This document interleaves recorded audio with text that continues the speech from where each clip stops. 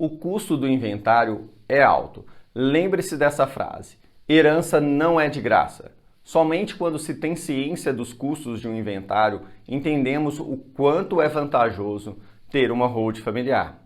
Apesar do momento de luto e sofrimento, pela perda de um familiar, é necessário sim ter um pensamento prático para poder resolver as burocracias que envolvem um processo de inventário. É de fácil conhecimento de que os inventários eles demandam grandes despesas para os herdeiros, principalmente em relação a impostos e honorários advocatícios. Se você perguntar aos seus amigos, familiares, certamente eles terão uma história para te contar sobre inventário. Bom, e é daí desse alto custo a resistência de muitos em iniciar o processo de inventário, pois na maioria dos casos os herdeiros não possuem dinheiro para pagar os impostos da herança. Eles acham que é simplesmente receber, mas não é assim. E quais são esses custos? Para se ter acesso à herança, é necessário desembolsar valores vultuosos. E um dos principais gastos com a sucessão de bens é o imposto chamado ITCD ou ITCMD, de acordo com cada estado. Mas, em síntese, é o imposto sobre causa-mortes e doação. Bom, esse imposto, ele varia de estado para estado.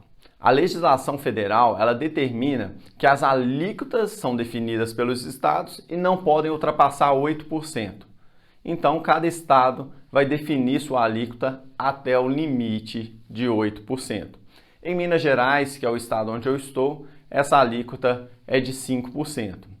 E já ouve-se falar muito que a ideia é que todos os estados cheguem a esses 8% para poder melhorar a arrecadação. Mas vamos manter nos 5% e vamos fazer uma simulação. Imagine um bem imóvel com valor de R$1 milhão. E aí, no estado que tem a alíquota de 5%, só o ITCMD será R$50 mil. Isso mesmo, só de imposto para um patrimônio de R$1 milhão terá que gastar R$50 mil. Além dos demais gastos, como honorários advocatícios, que também englobam uma boa parte de despesas do inventário, as custas processuais, as taxas cobradas pelo cartório de imóveis. Então, são inúmeras as despesas para a condução do processo burocrático que é o inventário. Bom, e olha que a tabela da OAB, que estabelece o percentual que os advogados podem cobrar, em Minas Gerais, por exemplo, varia de 6% a 20%. E mesmo se a gente pegar a alíquota mínima de 6%, para um patrimônio de R$1 milhão, estamos falando de R$60 mil de honorários advocatícios. É muito alto o custo da herança.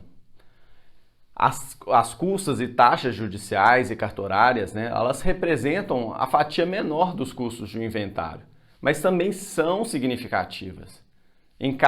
Para cada imóvel, a taxa de escritura e registro dessa escritura deve ficar em torno de R$10 mil para cada imóvel. Se a gente for pensar e calcular esse valor com o valor do bem hoje, nós já vamos assustar. Agora imagine daqui 10, 20 anos, que é o momento onde que vai se fazer o processo de inventário, que a gente imagine que venha a falecer, o valor dos bens estará mais alto ainda. E como estamos falando em percentuais, estamos dizendo que a cada ano o seu inventário ficará mais caro. E não adianta falar, mas existe o inventário extrajudicial. Primeiro porque esse exige requisitos legais. É preciso que os herdeiros sejam maiores de idade, que eles concordem com a partilha, que não haja um testamento. E aí, só assim, se poderá fazer um inventário extrajudicial que irá reduzir apenas o custo do advogado, pois os demais custos serão os mesmos. Terá que pagar ITCMD, terá que pagar cartório. Então, qual a melhor saída? Sim, existe saída para aqueles que não possuem liquidez imediata para arcar com os custos do inventário. No ordenamento jurídico, ele permite que seja requerido ao juiz que está conduzindo o processo de inventário? A venda de um dos bens. Isso mesmo, vender o bem para que possa o valor ser usado para quitar essas despesas. Mas você já pensou se isso é legal? Imagine só, se tem um bem que vale R$1 milhão, mas ele está em processo de inventário que é burocrático e moroso, você acha que vai conseguir vender esse bem por quanto no mercado? Irá vender por quase a metade do preço. E é por isso que a gente recomenda tanto que faça-se um planejamento com holding familiar. E lembrar que o planejamento com holding familiar, ele só pode ser feito enquanto os donos dos imóveis, os patriarcas, estão vivos. Holding familiar não é uma alternativa após o falecimento. Após o falecimento, o caminho é o inventário. Agora, antes do falecimento, a solução e a alternativa ao inventário é o planejamento com holding familiar, que é infinitamente menor.